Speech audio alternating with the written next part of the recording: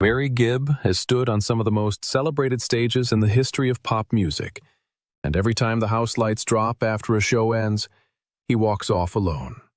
Not because the audiences have thinned, they haven't. Not after 5 decades of songs that people still know every word to, but because the brothers who once stood beside him under those spotlights are no longer alive to make that walk.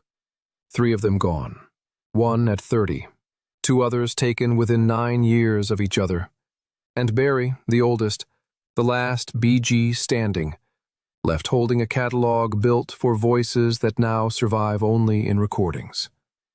Most of what gets written about the Bee Gees focuses on the music itself, the falsetto harmonies that redefined what voices could do within pop music, the disco-era dominance that made them synonymous with an entire decade, the commercial resurrection that followed years of critical dismissal. What rarely gets examined is what it actually costs a man to outlive every person he ever built something with.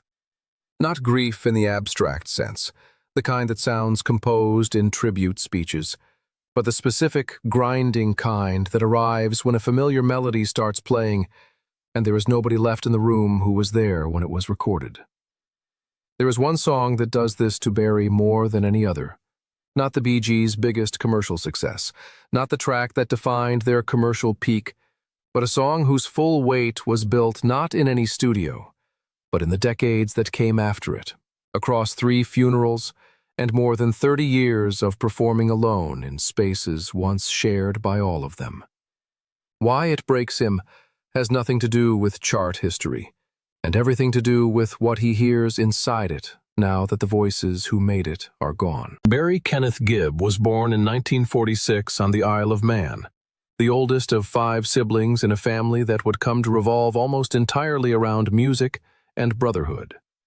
The Gibb brothers developed their sound before they were old enough to articulate what that sound was, voices stacking over voices in a way that felt less like rehearsal and more like reflex, something they had always known without being taught. By the late 1960s, the group had broken through internationally with music that leaned into emotional depth in ways that genuinely caught audiences off guard. Songs built around longing and loss that stood apart from everything else in the pop music landscape at the time. The group's commercial trajectory across the 1960s and 1970s represents one of the more unusual arcs in the history of popular music, moving from adolescent pop through ballads and eventually into the disco sound that delivered their most commercially dominant period. What connected all of those phases was the harmony. Specifically, the way Barry's lead vocal and the falsetto layers beneath it created something audiences recognized immediately, regardless of what genre the song nominally inhabited. When their recordings saturated radio in 1977 and 1978, they weren't simply pop music hits. They were the sound of 3 brothers who had been building something together since childhood, finally reaching the widest possible audience. Robin Gibb stepped forward in 1968, with a performance unlike anything else being released that year, delivering "I Started a Joke" with a trembling, raw vulnerability that resisted easy description. The melody carried something heavy inside it, a sadness that offered no explanation for itself and didn't seem interested in providing one. Robin never publicly decoded the song's full meaning, and that quality became inseparable from its lasting power. What happened to it after Robin died in May 2012 is something Barry has struggled to articulate in every conversation where the subject has come up since. Performing it alone at tribute concerts, standing under soft lighting with audiences sitting completely still, Barry would sometimes lose his footing mid-lyric. Not dramatically, not in any way that resembled stagecraft, but in the involuntary way that happens when a person is genuinely somewhere else in their mind, when a performance stops being a performance and becomes something closer to an unwanted return. People who attended those concerts describe the particular heaviness of watching a man deliver his dead brother's most personal song to thousands of strangers who knew the melody but never knew Robin the way Barry did. When those lines about starting a joke that made the whole world cry came out of Barry's mouth in those rooms, they weren't carrying Robin's original intention. They were carrying 4 decades of brotherhood and every year that had accumulated since. Andy Gibb entered public life in 1977 as the youngest member of the Gibb family, and by 1978, Shadow Dancing had spent 7 weeks at the top of the American charts, placing him in the same commercial conversation as the brothers whose sound had shaped everything about him musically. Barry wrote and produced much of Andy's early material, which made him simultaneously the person most responsible for Andy's commercial rise and the one best positioned to watch what that rise was doing to him from the inside. Fame at 21, when you've grown up inside a musical dynasty and haven't yet settled into who you are outside of it, accelerates everything, including the things that tend to move in dangerous directions. Andy struggled with addiction through the early 1980s, entered treatment, made commitments, and tried repeatedly to rebuild a recording career that kept slipping away. There was a particular cruelty in the timing of his decline, arriving as it did during a period when the Bee Gees themselves had regained both critical standing and commercial footing after years of disco backlash. Barry was experiencing professional renewal at the exact same moment his youngest brother was losing ground in every direction. That asymmetry, success accumulating on one side and helplessness mounting on the other, is something Barry has returned to in interviews with the specific kind of regret that comes from recognizing a moment whose full weight you didn't understand until it was already over. Barry occupied a position in all of this that didn't have a clean name.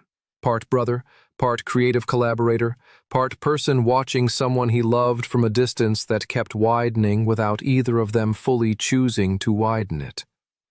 The gap between them and Andy's final years wasn't born from anger or conflict. It was the quieter kind, where two people keep meaning to say something important and keep not finding the right moment until the right moment no longer exists. Andy died in March 1988. 5 days after turning 30, from myocarditis, a viral infection that attacked his heart. Barry spoke at the funeral, kept Andy's name present in interviews and public appearances for years. But certain songs disappeared from his live sets, tracks tied too directly to Andy's voice and to the version of their relationship that had existed before everything became complicated. In 2012, after Robin's death had reopened every previous loss simultaneously, Barry told an interviewer that losing Andy had been the hardest of all his losses, specifically because it felt preventable. That single word does more work than most memorial speeches manage across several minutes. There are accounts from people who knew the family during those years of a recording Andy made in the months before he died. A rough demo tracked with minimal production, emotionally exposed in a way that polished studio work rarely allows. According to those accounts, the tape was passed directly to Barry after Andy's death, and has remained with him ever since. No title has been publicly confirmed, no lyrics have surfaced. Barry has never addressed it in substantial public detail.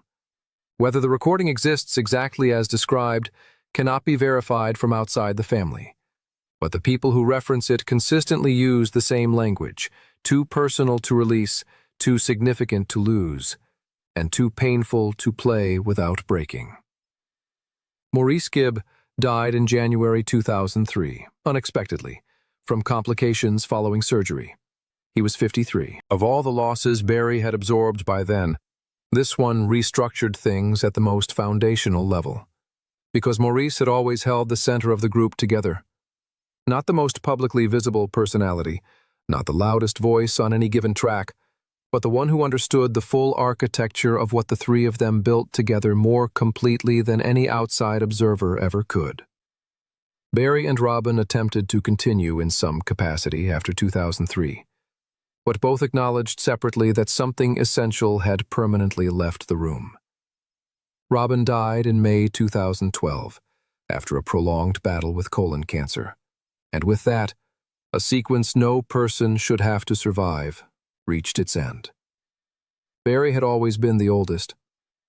Now he was the only one. The tribute concerts that followed, arenas filled with fans holding up lights for brothers they had loved from a distance across decades, were genuine in every way they could be. and entirely unable to reach the specific interior place where Barry was actually living with all of this.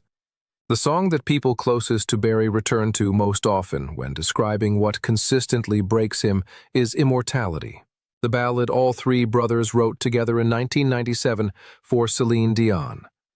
The process required them to sit with questions about legacy and what survives a person in ways that most of their previous material hadn't demanded. They recorded their own backing harmonies for the track, the three voices layering beneath Dion's lead in the same automatic way they had always harmonized, built from 4 decades of singing in the same rooms without needing direction. The line, "We don't say goodbye," was a lyric when they wrote it, a carefully constructed one, but still a lyric. After Maurice died, and then again after Robin died, it had moved beyond the domain of songwriting into something that resists categorization entirely. Barry has spoken about performing Immortality in his solo shows, with recordings of his brothers' voices playing beneath his own live vocal. The arrangement keeps them present in an acoustic sense, and that may be the most difficult dimension of it, close enough to sound like them and distant enough to make the gap feel entirely physical. What consistently undoes him, by his own account, isn't the applause or the audience response or the lyrics standing alone.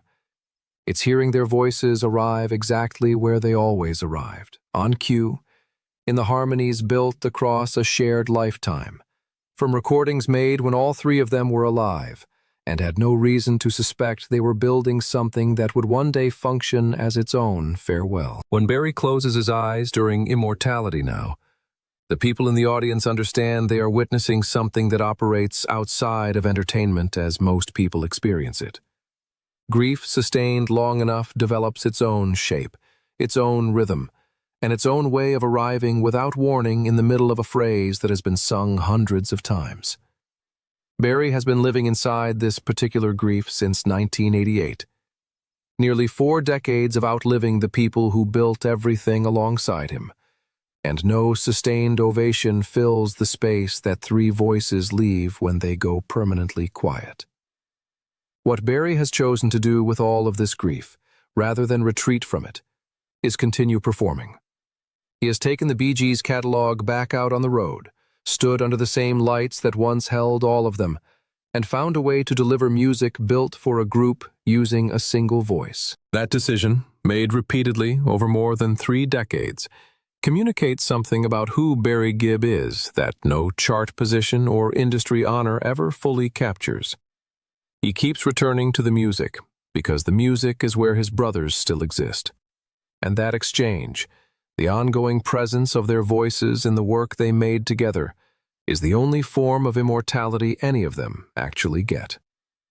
The Bee Gees catalog has outlasted every commercial format it was ever attached to. Disco faded, pop music shifted decade by decade, critical reputations reversed, and the harmonies survived all of it. Which means Barry moves through his professional life constantly surrounded by songs designed for more voices than he has. Every performance is simultaneously a celebration of what they created and a quiet accounting of who isn't there to share it. The music won't allow forgetting, and from everything Barry has said in the years since Robin died, forgetting was never something he actually wanted. What stays with you after taking in all of it isn't the record sales or the industry recognition or the decades of acclaim. It's the image of a man standing in front of thousands of people who loved the same songs he helped build, singing harmonies alone into a microphone, waiting for voices that arrive only from recordings made decades ago, when all of them were still in the same room. The last Bee Gee, still listening for his brothers in every song he performs, and finding them every single time, just slightly beyond where he can reach.